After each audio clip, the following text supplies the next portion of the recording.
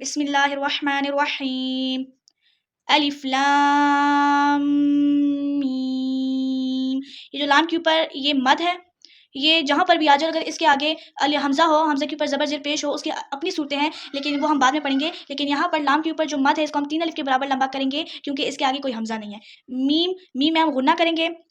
جہاں پر بھی میم یا نون کے اوپر شد آ جائے، یہ جو ہے اس کو شد کہتے ہیں، شد آ جائے تو اس میں غنہ ہوگا. کیسے غنہ؟ ناک میں 5 سیکنڈ کے لیے آواز چھپانے کو کہتے ہیں. الف لام میم.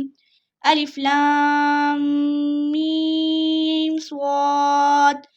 الف لام را. الف لام میم را. کاف ہا یا عین صاد. اس حرف میں آواز مطلب سانس ٹوٹنی نہیں چاہیے، ایک ہی سانس میں پڑھنا ہے.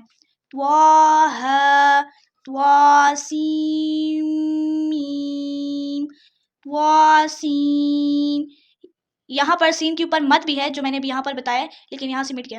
یاسین صاد حامیم. یہاں پر میم کے اوپر شد نہیں ہے تو اس لیے ہم نے یہاں پر غنہ نہیں کیا.